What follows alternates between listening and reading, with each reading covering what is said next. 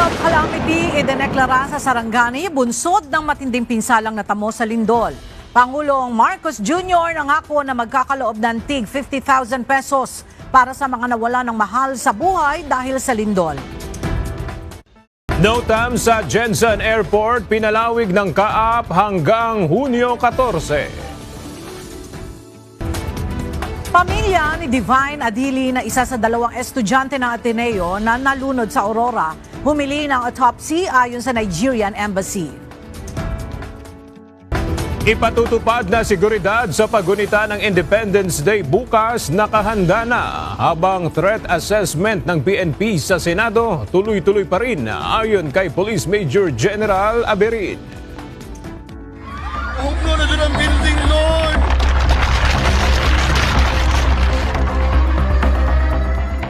Isinailalim na sa state of calamity ang Sarangani, bunsod ng matinding pinsalang dinamo ng lalawigan sa nangyaring magnitude 7.8 na pagyanig noong Lunes.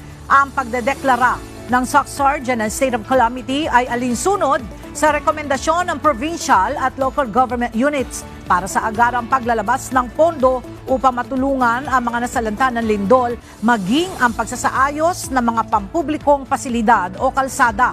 Sa ngayon, pahirapan pa rin ang akses sa bayan ng Glan sa Sarangani, kaya't hamon pa rin ang paghahatid ng mga pagkain, tubig at iba pang tulong para sa ating mga kababayan doon. Kinakapos na sa pagkain ang mga residente sa Glan Sarangani na kabilang sa mga matinding naapektuhan ng malakas na lindol noong Lunes. Pahirapan naman ang pagdadala ng malaking volume ng ayuda sa naturang lugar dahil sa mga nasirang kalsada at tulay. Kaya't panawagan ng lokal na pamahalaan sa national government, mapadalhan sila agad ng mga pagkain, inuming tubig at gatas para sa mga bata. Sana masilip nyo kami dito sa Glan. No? Kami nang nasa dulo-dulo ng mapa ng Pilipinas, Municipality of Glan, Sarangani. Inisita ni Vice President Sara Duterte ang mga biktima ng malakas na lindol sa Sarangani at General Santos City. Dinalaw din niya ang mga biktimang nasugatan sa lindol na kasalukuyan pang nakakonfine sa mga ospital at inalam ang kanilang mga kalagayan.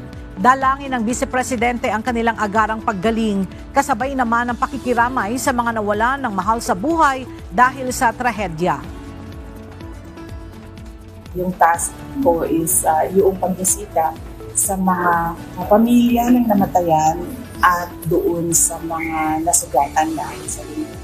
Pagkakalooban ng tig 50,000 pesos na tulong ang mga pamilyang namatayan ng kaanak dahil sa pagtama ng magnitude 7.8 na lindol sa ilang lugar sa Mindanao noong Lunes. Ito ang ipinangako ni Pangulong Ferdinand Marcos Jr. nang bumisita ito sa mga lugar na matinding naapektuhan ng lindol. Samantala, magbibigay din ang national government ng 100 million pesos sa lokal na pamahalaan ng General Santos City sa ilalim ng Local Government Support Fund upang maiayos ang pinsalang dinamo ng kanilang City Hall. Kaalinsabay nito, maglalabas rin ng pondo ang Department of Budget and Management sa ilalim ng LGSF para naman sa pagkukumpuni ng ilang mga napinsalang infrastruktura sa Sarangani at South Cotabato. Marami ang nabiglas sa malakas na lindol na tumama sa Sarangani at iba pang bahagi ng Mindanao nitong nakaraang Lunes.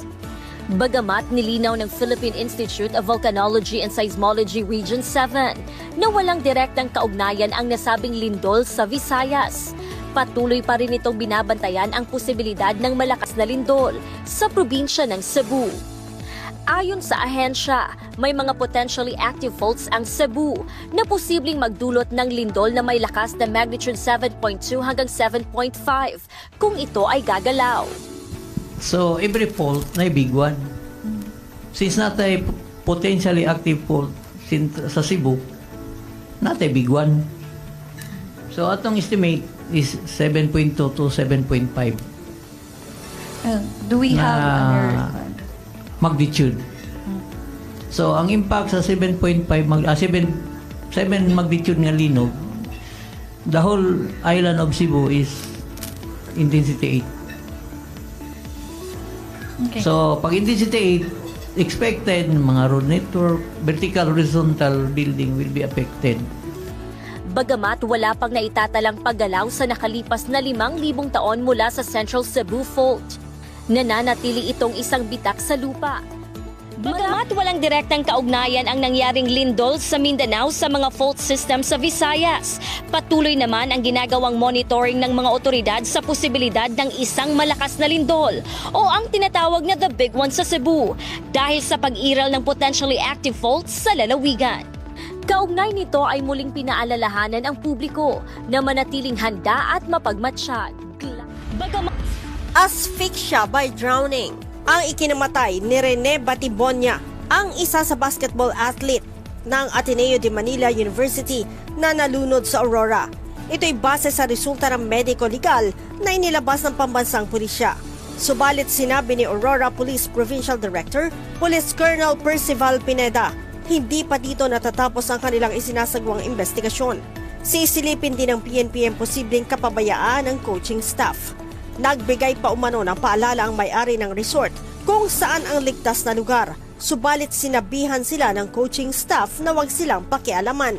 Nung unang dating po nila, nag-uusap po sila na ito yung kondisyon ng dagat natin dito sa tapat ng resort ay safe dyan, mababaw dyan. Alam natin ang sitwasyon ng dagat dyan. Pero po, gaya nga po na sinabi ko kanina, yung pong team ay gusto kumbaga ay po silang humingi pa sila na huwag silang pakialam sa gagawin nila activity.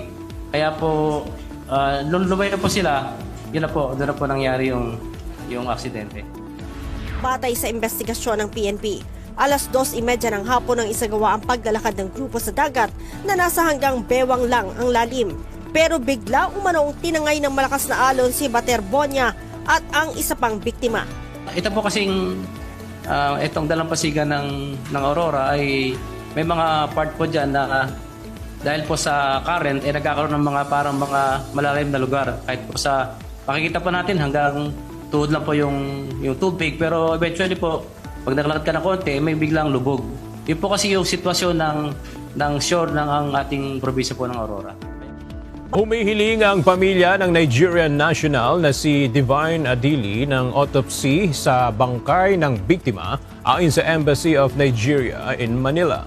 Si Divine Adili ang isa sa mga student athlete ng Ateneo de Manila University men's basketball na nasawi matapos umanong malunod sa isang beach sa Dipakulaw, Aurora sa gitna ng kanilang team building. Sa pahayag na inilabas ng embahada, sinabi nito na humihiling ng autopsy ang pamilya ni Adili bago i-repatriate ang kanilang labi pauwi sa Nigeria. Sa katunayan, hindi bababa sa 12,000 na pulis at force multiplier ang ipapakalat bukas para matiyak na magiging maayos at payapa ang paggunita sa ika-128 anibersaryo ng proklamasyon ng kalayaan ng Pilipinas. Ayon kay PNP Chief Police General Jose Melesio Rastates Jr., nakalatag na ang kanilang ipatutupad na seguridad para bukas. Wala naman aniya silang natutukoy na beripikadong banta kaugnay sa Independence Day.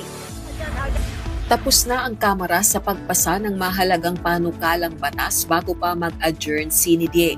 Pero dahil sa girian sa Senado, nakabinbin pa rin ang mga panukalang batas na ito. Apektado rin maging ang confirmation sa promotion ng ilang opisyal ng militar. Kaya ayon kay House Deputy Speaker at Iloilo 1st District Representative Janet Garin, mahalagang makapagsagawa ng special session. Sa Kongreso kasi ang dami na naming natapos. Ayon kay Acting Senate President Sherwin Gatchalian, inihahanda na niya ang potensyal na agenda para sa isang special session upang makahabol ang Senado sa mga hindi nito natapos. Insofar as special sessions concerned, ang ina-arrange namin ngayon ay yung mga topics. Like yesterday, kausap ko yung Commission on Appointments, nagpa-brief ako tungkol dun sa mga general na hindi na pina-confirm.